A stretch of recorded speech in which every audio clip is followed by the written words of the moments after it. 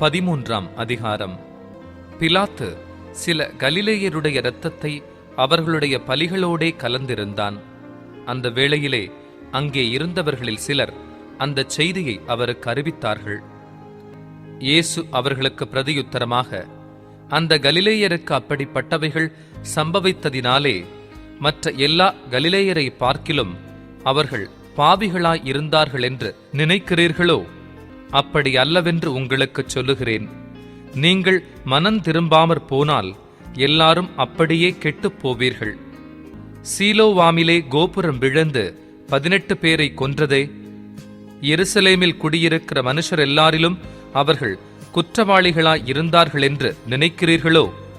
அப்படி அல்லவென்று உங்களுக்கு சொல்லுகிறேன்.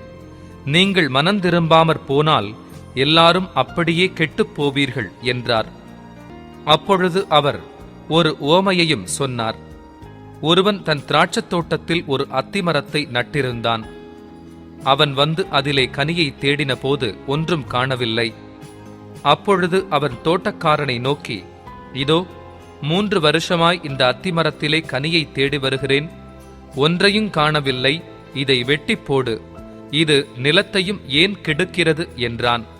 அதற்கு அவன், ஐயா, இது இந்த வருஷமும் இருக்கட்டும், நான் இதை சுற்றிலும் கொத்தி எரு போடுவேன். கனி கொடுத்தால் சரி, கொடாவிட்டால் இனிமேல் இதை வெட்டி போடலாம் என்று சொன்னான் என்றார். ஒரு ஓய்வு நாளில் அவர் ஜெப ஆலயத்தில் போதகம் பண்ணிக் கொண்டிருந்தார். அப்பொழுது 18 வருஷமாய் பலவீனப்படுத்தும் ஆவியை கொண்ட ஒரு ஸ்திரீ அங்கே இருந்தாள். அவள் எவ்வளவும் நிமிரக்கூடாத கூனியாய் இருந்தாள். இயேசு அவளைக் கண்டு தம்மிடத்தில் அழைத்து, ஸ்திரீயே, உன் பலவீனத்தினின்று விடுதலையாக்கப்பட்டாய் என்று சொல்லி அவள் மேல் தமது கைகளை வைத்தார். உடனே அவள் நிமிர்ந்து தேவனை மகிமைப்படுத்தினாள். இயேசு ஓய்வு நாளிலே சொஸ்தமாக்கினபடியால் ஜெப ஆலய தலைவன் கோபமடைந்து ஜனங்களை நோக்கி, வேலை செய்கிறதற்கு 6 நாள் உண்டே, அந்த நாட்களிலே நீங்கள் வந்து சொஸ்தமாக்கிக் கொள்ளுங்கள், ஓய்வு நாளிலே அப்படி செய்யலாகாது என்றான். கர்த்தர் அவனுக்கு பிரதியுத்தரமாக, மாயக்காரனே, உங்களில் எவனும் ஓய்வு நாளில் தன் எருதையாவது தன் கழுதையாவது தொழுவத்திலிருந்து அவிழ்த்து கொண்டு போய் அதற்கு தண்ணீர் காட்டுகிறதில்லையா? இதோ, சாத்தான் 18 வருஷமாய் கட்டியிருந்த ஆபிரகாமின் குமாரத்தியாகிய இவளை ஓய்வு நாளில் இந்த கட்டிலிருந்து அவிழ்த்துவிட வேண்டியதில்லையா என்றார். அவர் அப்படிச் சொன்னபோது அவரை விரோதித்திருந்த அனைவரும் வெட்கப்பட்டார்கள். ஜனங்கள் எல்லாரும் அவரால் செய்யப்பட்ட சகல மகிமையான செய்கைகளை குறித்தும் சந்தோஷப்பட்டார்கள். அவர் அவர்களை நோக்கி, தேவனுடைய ராஜ்யம் எதற்கு ஒப்பாயிருக்கிறது? அதை எதற்கு ஒப்பிடுவேன்? அது ஒரு கடுகு விதைக்கு ஒப்பாயிருக்கிறது. அதை ஒரு மனுஷன் எடுத்து தன் தோட்டத்திலே போட்டான். அது வளர்ந்து பெரிய மரமாயிற்று. ஆகாயத்து பறவைகள் வந்து அதன் கிளைகளில் அடைந்தது என்றார். மேலும் அவர், தேவனுடைய ராஜ்யத்தை நான் எதற்கு ஒப்பிடுவேன்? அது புளித்த மாவுக்கு ஒப்பாயிருக்கிறது. அதை ஒரு ஸ்திரீ எடுத்து முழுவதும் புளிக்கும் வரைக்கும் 3 படி மாவிலே அடக்கி வைத்தாள் என்றார். அவர் எருசலேமுக்கு பிரயாணமாய் போகும்போது பட்டணங்கள் தோறும் கிராமங்கள் தோறும் உபதேசம் பண்ணிக்கொண்டு போனார்.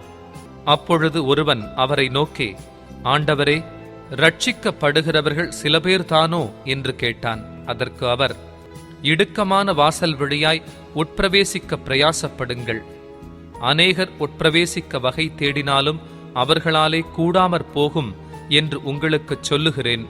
வீட்டெஜமான் எழுந்து கதவை பூட்டின பின்பு நீங்கள் வெளியே நின்று, ஆண்டவரே, ஆண்டவரே, எங்களுக்கு திறக்க வேண்டுமென்று சொல்லி கதவை தட்டும் போது அவர் பிரதியுத்தரமாக, நீங்கள் எவ்விடத்தாரோ, உங்களை அறியேன் என்று உங்களுக்குச் சொல்லுவார். அப்பொழுது நீங்கள், உம்முடைய சமூகத்தில் போஜனபானம் பண்ணினோமே, நீர் எங்கள் வீதிகளில் போதகம் பண்ணினீரே என்று சொல்லுவீர்கள். ஆனாலும் அவர், நீங்கள் எவ்விடத்தாரோ, உங்களை அறியேன், அக்கிரமக்காரராகிய நீங்கள் எல்லாரும் என்னை விட்டு அகன்று போங்கள் என்று சொல்லுவார் என்று உங்களுக்குச் சொல்லுகிறேன். நீங்கள் ஆபிரகாமையும் ஈசாக்கையும் யாக்கோபையும் சகல தீர்க்க தரிசிகளையும் தேவனுடைய ராஜ்யத்தில் இருக்கிறவர்களாகவும் உங்களையோ புறம்பே தள்ளப்பட்டவர்களாகவும் காணும் போது உங்களுக்கு அழுகையும் பற்கடிப்பும் அங்கே உண்டாயிருக்கும். கிழக்கிலும் மேற்கிலும் வடக்கிலும் தெற்கிலும் இருந்து ஜனங்கள் வந்து தேவனுடைய ராஜ்யத்தில் பந்து இருப்பார்கள். அப்பொழுது முந்தினோர் பிந்தினோர் ஆவார்கள், பிந்தினோர் முந்தினோர் ஆவார்கள் என்றார். அந்த நாளிலே சில பரிசேயர் அவரிடத்தில் வந்து, நீர் இவ்விடத்தை விட்டு போய்விடும், ஏரோது உம்மை கொலை செய்ய மனதாயிருக்கிறான் என்றார்கள். அதற்கு அவர், நான் இன்றைக்கும் நாளைக்கும் பிசாசுகளை துரத்தி வியாதியுள்ளவர்களை சொஸ்தமாக்கி 3ஆம் நாளில் நிறைவடைவேன். இன்றைக்கும் நாளைக்கும் மறுநாளைக்கும் நான் நடமாட வேண்டும். எருசலேமுக்கு புறம்பே ஒரு தீர்க்கதரிசியும் மடிந்து போகிறதில்லை என்று நான் சொன்னதாக நீங்கள் போய் அந்த நரிக்குச் சொல்லுங்கள். எருசலேமே, எருசலேமே, தீர்க்கதரிசிகளை கொலை செய்து உன்னிடத்தில் அனுப்பப்பட்டவர்களை கல்லெறிகிறவளே, கோழி தன் குஞ்சுகளை தன் சிறகுகளின் கீழே கூட்டிச் சேர்த்துக் கொள்ளும் வண்ணமாக நான் எத்தனை தரமோ உன் பிள்ளைகளை கூட்டிச் சேர்த்துக் கொள்ள மனதாயிருந்தேன், உங்களுக்கோ மனதில்லாமற் போயிற்று. 35. இதோ உங்கள் வீடு உங்களுக்கு பாழாக்கிவிடப்படும். கர்த்தருடைய நாமத்தினாலே வருகிறவர் ஸ்தோத்தரிக்கப்பட்டவர் என்று நீங்கள் சொல்லும் காலம் வருமளவும் என்னை காணாதிருப்பீர்கள் என்று மெய்யாகவே உங்களுக்குச் சொல்லுகிறேன் என்றார். 14ஆம் அதிகாரம். ஒரு ஓய்வு நாளிலே பரிசேயரில் தலைவனாகிய ஒருவனுடைய வீட்டிலே அவர் போஜனம் பண்ணும்படிக்கு போயிருந்தார். அப்பொழுது நீர்க்கோவை வியாதியுள்ள ஒரு மனுஷன் அவருக்கு முன்பாக இருந்தான். என்ன செய்வாரோவென்று ஜனங்கள் அவர் மேல் நோக்கமாயிருந்தார்கள். இயேசு நியாய சாஸ்திரிகளையும் பரிசேயரையும் பார்த்து, ஓய்வு நாளிலே சொஸ்தமாக்குகிறது நியாயமா என்று கேட்டார். அதற்கு அவர்கள் பேசாமல் இருந்தார்கள். அப்பொழுது அவர் அவனை அழைத்து சொஸ்தமாக்கி அனுப்பிவிட்டு அவர்களை நோக்கி, உங்களில் ஒருவனுடைய கழுதையாவது எருதாவது ஓய்வு நாளில் துறவிலே விழுந்தால் அவன் அதை உடனே தூக்கிவிடானோ என்றார். அதற்கு உத்தரவு சொல்ல அவர்களால் கூடாமற் போயிற்று. விருந்துக்கு அழைக்கப்பட்டவர்கள் பந்தியில் முதன்மையான இடங்களை தெரிந்து கொண்டதை அவர் பார்த்து அவர்களுக்கு ஒரு உவமையைச் சொன்னார். ஒருவனால் கல்யாணத்துக்கு நீ அழைக்கப்பட்டிருக்கும் போது பந்தியில் முதன்மையான இடத்தில் உட்காராதே. உன்னிலும் கனமுள்ளவன் ஒருவேளை அவனால் அழைக்கப்பட்டிருப்பான். அப்பொழுது உன்னையும் அவனையும் அழைத்தவன் உன்னிடத்தில் வந்து இவருக்கு இடங்கொடு என்பான். அப்பொழுது நீ வெட்கத்தோடே தாழ்ந்த இடத்திற்கு போக வேண்டியதாயிருக்கும். நீ அழைக்கப்பட்டிருக்கும் போது போய் தாழ்ந்த இடத்தில் உட்காரு. அப்பொழுது உன்னை அழைத்தவன் வந்து, சிநேகிதனே, உயர்ந்த இடத்தில் வாரும் என்று சொல்லும்போது உன்னுடனே கூட பந்தி இருக்கிறவர்களுக்கு முன்பாக உனக்கு கனம் உண்டாகும். தன்னைத்தான் உயர்த்துகிறவன் எவனும் தாழ்த்தப்படுவான், தன்னைத்தான் தாழ்த்துகிறவன் உயர்த்தப்படுவான் என்றார். அன்றியும் அவர் தம்மை விருந்துக்கு அழைத்தவனை நோக்கி, நீ பகல் விருந்தாவது ரா விருந்தாவது பண்ணும்போது உன் சிநேகிதரையாகிலும் உன் சகோதரரையாகிலும் உன் பந்து ஜனங்களையாகிலும் ஐஸ்வர்யமுள்ள அயலகத்தாரையாகிலும் அழைக்க வேண்டாம். அழைத்தால் அவர்களும் உன்னை அழைப்பார்கள். அப்பொழுது உனக்கு பதிலுக்கு பதில் செய்ததாகும். நீ விருந்து பண்ணும்போது ஏழைகளையும் ஊனரையும் சப்பாணிகளையும் குருடரையும் அழைப்பாயாக. அப்பொழுது நீ பாக்கியவானாயிருப்பாய். அவர்கள் உனக்கு பதில் செய்ய மாட்டார்கள். நீதிமான்களின் உயிர்த்தெழுதலில் உனக்கு பதில் செய்யப்படும் என்றார். அவரோடே கூட பந்தியிருந்தவர்களில் ஒருவன் இவைகளை கேட்டபொழுது அவரை நோக்கி, தேவனுடைய ராஜ்யத்தில் போஜனம் பண்ணுகிறவன் பாக்கியவான் என்றான். அதற்கு அவர், ஒரு மனுஷன் பெரிய விருந்தை ஆயத்தம் பண்ணி அநேகரை அழைப்பித்தான். விருந்து வேளையில் தன் ஊழியக்காரனை நோக்கி, நீ அழைக்கப்பட்டவர்களிடத்தில் போய் எல்லாம் ஆயத்தமாயிருக்கிறது, வாருங்கள் என்று சொல் என்று அவனை அனுப்பினான். அவர்கள் எல்லாரும் போக்குச் சொல்லத் தொடங்கினார்கள். ஒருவன், ஒரு வயலைக் கொண்டேன், நான் அகத்தியமாய்ப் போய் அதை பார்க்க வேண்டும், என்னை மன்னிக்கும்படி வேண்டிக் கொள்ளுகிறேன் என்றான். வேறொருவன், 5 மாடு கொண்டேன், அதைச் சோதித்து பார்க்கப் போகிறேன், என்னை மன்னிக்கும்படி வேண்டிக் கொள்ளுகிறேன் என்றான். வேறொருவன், பெண்ணை விவாகம் பண்ணினேன், அதனால் நான் வரக்கூடாது என்றான். அந்த ஊழியக்காரன் வந்து இவைகளை தன் எஜமானுக்கு அறிவித்தான். அப்பொழுது வீட்டெஜமான் கோபமடைந்து தன் ஊழியக்காரனை நோக்கி, நீ பட்டணத்தின் தெருக்களிலும் வீதிகளிலும் சீக்கிரமாய்ப் போய் ஏழைகளையும் ஊனரையும் சப்பாணிகளையும் குருடரையும் இங்கே கூட்டிக் கொண்டு வா என்றான். 22. ஊழியக்காரன் அப்படியே செய்து, ஆண்டவரே, நீர் கட்டளையிட்டபடி செய்தாயிற்று, இன்னும் இடம் இருக்கிறது என்றான்.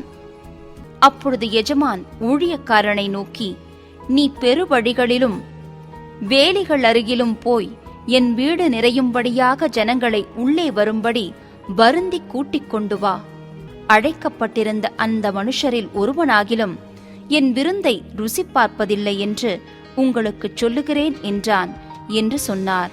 பின்பு அநேக ஜனங்கள் அவரோடே கூட பிரயாணமாய்ப் போகையில் அவர்களிடமாய் அவர் திரும்பி பார்த்து, யாதொருவன் என்னிடத்தில் வந்து தன் தகப்பனையும் தாயையும் மனைவியையும் பிள்ளைகளையும் சகோதரரையும் சகோதரிகளையும் தன் ஜீவனையும் வெறுக்காவிட்டால் எனக்கு சீஷனாயிருக்க மாட்டான்.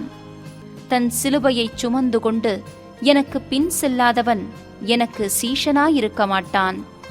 உங்களில் ஒருவன் ஒரு கோபுரத்தை கட்ட மனதாயிருந்து அஸ்திபாரம் போட்ட பின்பு முடிக்க திராணியில்லாமற் போனால், பார்க்கிறவர்கள் எல்லாரும், இந்த மனுஷன் கட்டத் தொடங்கி முடிக்க திராணியில்லாமற் போனான் என்று சொல்லி தன்னை பரியாசம் பண்ணாதபடிக்கு அதை கட்டி தீர்க்கிறதற்கு தனக்கு நிர்வாகம் உண்டோ இல்லையோ என்று முன்பு அவன் உட்கார்ந்து செல்லும் செலவை கணக்கு பாராமலிருப்பானோ? அன்றியும் ஒரு ராஜா மற்றொரு ராஜாவோடே யுத்தம் செய்யப் போகிறபோது தன்மேல் 20,000 சேவகரோடே வருகிற அவனைத்தான் 10,000 சேவகரைக் கொண்டு எதிர்க்க கூடுமோ கூடாதோ என்று முன்பு உட்கார்ந்து ஆலோசனை பண்ணாமலிருப்பானோ?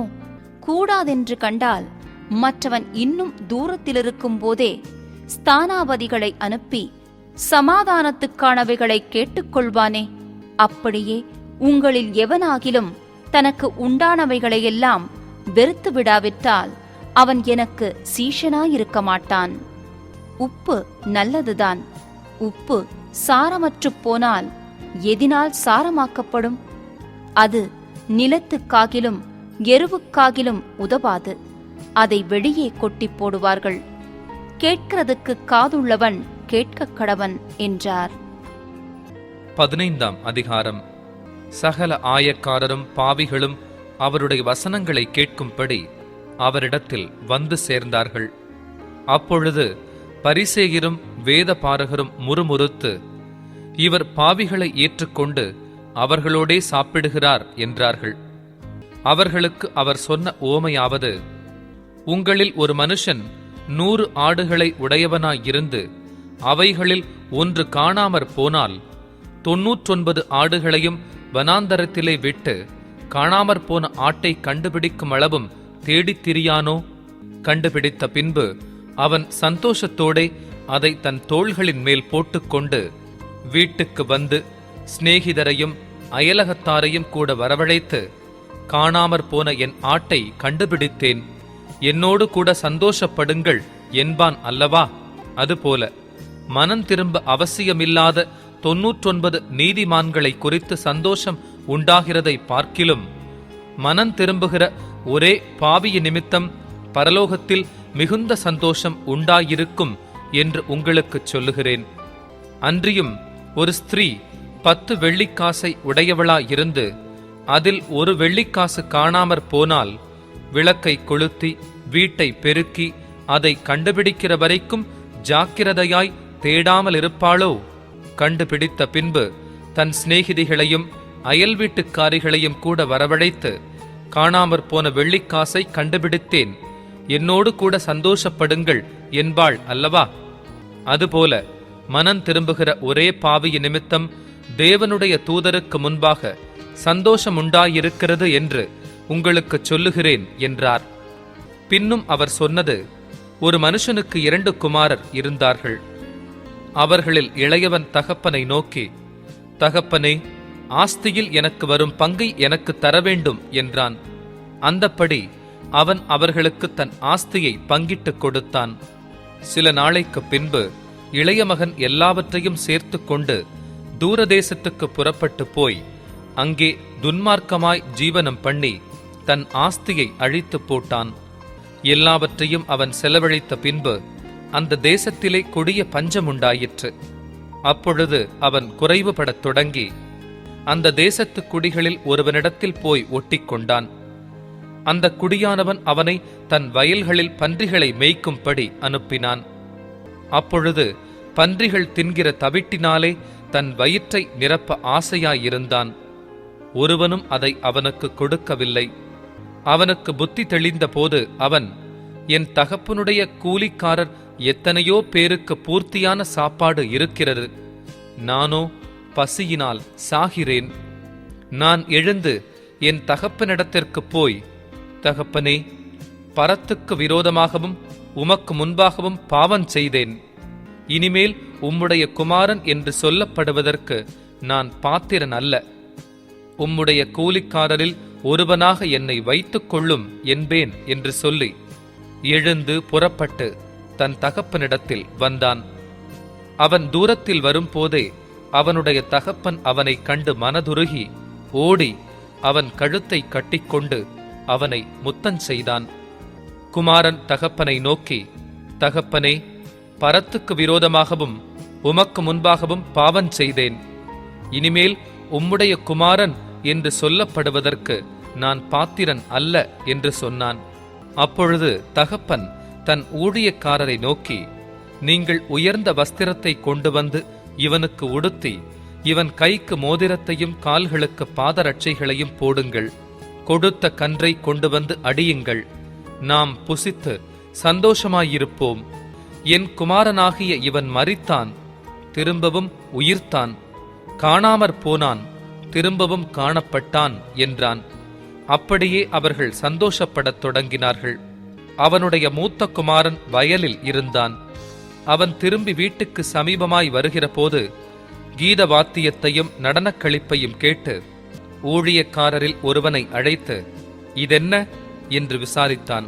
அதற்கு அவன், உம்முடைய சகோதரன் வந்தார். அவர் மறுபடியும் சுகத்துடனே உம்முடைய தகப்பனிடத்தில் வந்து சேர்ந்தபடியினாலே அவருக்காக கொழுத்த கன்றை அடிப்பித்தார் என்றான். அப்பொழுது அவன் கோபமடைந்து உள்ளே போக மனதில்லாதிருந்தான். தகப்பனோ வெளியே வந்து அவனை வருந்தி அழைத்தான். அவன் தகப்பனுக்கு பிரதியுத்தரமாக, இதோ, இத்தனை வருஷ காலமாய் நான் உமக்கு ஊழியன் செய்து ஒரு காலம் உம்முடைய கற்பனையை மீறாதிருந்தும் என் சிநேகிதரோடே நான் சந்தோஷமாயிருக்கும்படி நீர் ஒரு காலம் எனக்கு ஒரு ஆட்டுக்குட்டியையாவது கொடுக்கவில்லை. வேசிகளிடத்தில் உம்முடைய ஆஸ்தியை அழித்து போட்ட உம்முடைய குமாரனாகிய இவன் வந்தவுடனே கொழுத்த கன்றை இவனுக்காக அடிப்பித்தீரே என்றான். அதற்கு தகப்பன், மகனே, நீ எப்போதும் என்னோடு இருக்கிறாய், எனக்குள்ளதெல்லாம் உன்னுடையதாயிருக்கிறது. உன் சகோதரனாகிய இவனோ மரித்தான், திரும்பவும் உயிர்த்தான், காணாமற் போனான், திரும்பவும் காணப்பட்டான். ஆனபடியினாலே நாம் சந்தோஷப்பட்டு மகிழ்ச்சியாயிருக்க வேண்டுமே என்று சொன்னான் என்றார். 16ஆம் அதிகாரம். பின்னும் அவர் தம்முடைய சீஷர்களை நோக்கி, ஐஸ்வர்யவானாகிய ஒரு மனுஷனுக்கு ஒரு உக்ரானக்காரன் இருந்தான். அவன் தன் எஜமானுடைய ஆஸ்திகளை அழித்து போடுகிறதாக எஜமானுக்கு அறிவிக்கப்பட்டது. அப்பொழுது எஜமான் அவனை வரவழைத்து, உன்னை குறித்து நான் இப்படி கேள்விப்படுகிறதென்ன? உன் உக்ரான கணக்கை ஒப்புவி, இனி நீ உக்ரானக்காரனாயிருக்கக்கூடாது என்றான். அப்பொழுது உக்ரானக்காரன், நான் என்ன செய்வேன்? என் எஜமான் உக்ரான விசாரிப்பிலிருந்து என்னை தள்ளி போடுகிறானே. கொத்துகிறதற்கு எனக்கு பெலனில்லை, இரக்கவும் வெட்கப்படுகிறேன். உக்ரான விசாரிப்பை விட்டு நான் தள்ளப்படும் போது என்னை தங்கள் வீடுகளில் ஏற்றுக்கொள்வார் உண்டாகும்படி செய்ய வேண்டியது இன்னதென்று எனக்கு தெரிய வந்தது என்று தனக்குள்ளே சொல்லிக்கொண்டு தன் எஜமானிடத்தில் கடன்பட்டவர்களை ஒவ்வொருவனாக வரவழைத்து முதலாவது வந்தவனை நோக்கி, நீ என் எஜமானிடத்தில் பட்ட கடன் எவ்வளவு என்றான். அவன் 100 குடம் எண்ணெய் என்றான். அப்பொழுது உக்ரானக்காரன் அவனை நோக்கி, நீ உன் சீட்டை வாங்கி உட்கார்ந்து 50 என்று சீக்கிரமாய் எழுது என்றான். பின்பு அவன் வேறொருவனை நோக்கி, நீ பட்ட கடன் எவ்வளவு என்றான். அவன் 100 கலம் கோதுமை என்றான். அப்பொழுது அவன், நீ உன் சீட்டை வாங்கி 80 என்று எழுது என்றான். அநீதியுள்ள உக்ரானக்காரன் புத்தியாய்ச் செய்தான் என்று எஜமான் கண்டு அவனை மெச்சிக்கொண்டான். இவ்விதமாய் ஒளியின் பிள்ளைகளை பார்க்கிலும் இந்த பிரபஞ்சத்தின் பிள்ளைகள் தங்கள் சந்ததியில் அதிக புத்திமான்களாயிருக்கிறார்கள். நான் உங்களுக்கு சொல்லுகிறேன், நீங்கள் மாளும்போது உங்களை நித்தியமான வீடுகளிலே ஏற்றுக்கொள்வாருண்டாகும்படி அநீதியான உலகப் பொருளால் உங்களுக்கு சிநேகிதரை சம்பாதியுங்கள். கொஞ்சத்திலே உண்மையுள்ளவன் அநேகத்திலும் உண்மையுள்ளவனாயிருக்கிறான். கொஞ்சத்திலே அநீதியுள்ளவன் அநேகத்திலும் அநீதியுள்ளவனாயிருக்கிறான். அநீதியான உலகப் பொருளை பற்றி நீங்கள் உண்மையாயிராவிட்டால் யார் உங்களை நம்பி உங்களிடத்தில் மெய்யான பொருளை ஒப்புவிப்பார்கள்? வேறொருவனுடைய காரியத்தில் நீங்கள் உண்மையுள்ளவர்களாயிராவிட்டால் உங்களுக்கு யாதொன்றை சொந்தமாக கொடுப்பவர் யார்? எந்த ஊழியக்காரனும் 2 எஜமான்களுக்கு ஊழியம் செய்யக்கூடாது. ஒருவனை பகைத்து மற்றவனை சிநேகிப்பான், அல்லது ஒருவனை பற்றிக் கொண்டு மற்றவனை அசட்டை பண்ணுவான். தேவனுக்கும் உலக பொருளுக்கும் ஊழியம் செய்ய உங்களாலே கூடாது என்றார். இவைகளையெல்லாம் பொருளாசைக்காரராகிய பரிசேயரும் கேட்டு அவரை பரியாசம் பண்ணினார்கள். அவர் அவர்களை நோக்கி, நீங்கள் மனுஷர் முன்பாக உங்களை நீதிமான்களாக காட்டுகிறீர்கள். தேவனோ உங்கள் இருதயங்களை அறிந்திருக்கிறார். மனுஷருக்குள்ளே மேன்மையாக எண்ணப்படுகிறது தேவனுக்கு முன்பாக அருவருப்பாயிருக்கிறது. நியாய பிரமாணமும் தீர்க்க தரிசன வாக்கியங்களும் யோவான் வரைக்கும் வழங்கி வந்தது. அது முதல் தேவனுடைய ராஜ்யம் சுவிசேஷமாய் அறிவிக்கப்பட்டு வருகிறது. யாவரும் பலவந்தமாய் அதில் பிரவேசிக்கிறார்கள். வேதத்தில் ஒரு எழுத்தின் உறுப்பு அவமாய்ப் போவதை பார்க்கிலும் வானமும் பூமியும் ஒழிந்து போவது எளிதாயிருக்கும். தன் மனைவியை தள்ளிவிட்டு வேறொருத்தியை விவாகம் பண்ணுகிறவன் விபசாரம் செய்கிறான். புருஷனாலே தள்ளப்பட்டவளை விவாகம் பண்ணுகிறவனும் விபசாரம் செய்கிறான். ஐஸ்வர்யமுள்ள ஒரு மனுஷன் இருந்தான். அவன் இரத்தாம்பரமும் விலையேற பெற்ற வஸ்திரமும் தரித்து அனுதினமும் சம்பிரமமாய் வாழ்ந்து கொண்டிருந்தான். லாசரு என்னும் பேர் கொண்ட ஒரு தரித்திரனும் இருந்தான். அவன் பருக்கள் நிறைந்தவனாய் அந்த ஐஸ்வர்யவானுடைய வாசலருகே கிடந்து அவனுடைய மேஜையிலிருந்து விழுந்துணிக்கைகளாலே தன் பசியை ஆற்ற ஆசையாயிருந்தான். நாய்கள் வந்து அவன் பருக்களை நக்கிற்று. பின்பு அந்த தரித்திரன் மரித்து தேவதூதரால் ஆபிரகாமுடைய மடியிலே கொண்டு போய் விடப்பட்டான். ஐஸ்வர்யவானும் மரித்து அடக்கம் பண்ணப்பட்டான்.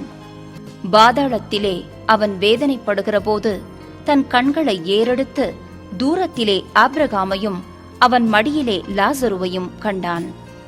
அப்பொழுது அவன், தகப்பனாகிய ஆபிரகாமே, நீர் எனக்கு இரங்கி லாசரு தன் விரலின் நுனியை தண்ணீரில் தோய்த்து என் நாவை குளிரப் பண்ணும்படி அவனை அனுப்ப வேண்டும். இந்த அக்னி ஜுவாலையில் வேதனைப்படுகிறேனே என்று கூப்பிட்டான்.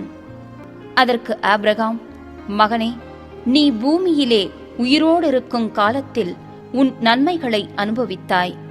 லாசருவும் அப்படியே தீமைகளை அனுபவித்தான். அதை நினைத்துக்கொள்.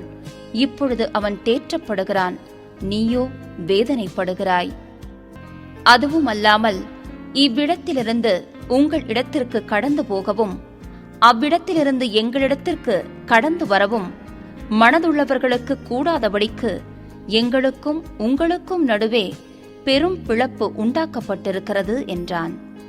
அப்பொழுது அவன், அப்படியானால் தகப்பனே, எனக்கு 5 பேர் சகோதரர் உண்டு.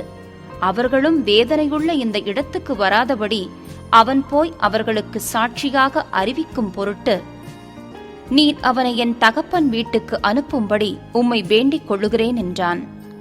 ஆபிரகாம் அவனை நோக்கி, அவர்களுக்கு மோசேயும் தீர்க்கதரிசிகளும் உண்டு, அவர்களுக்கு அவர்கள் செவி கொடுக்கட்டும் என்றான்.